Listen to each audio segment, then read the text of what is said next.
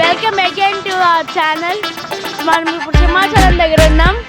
ఇక్కడ హనుమాన్ బొమ్మ పెట్టారు, దానికి కొత్తగా వాటర్ ఫెసిలిటీస్ కూడా పెట్టారు. ఇప్పుడు మనకి హనుమంతు వాళ్ళ దగ్గర నుంచి నియర్లీ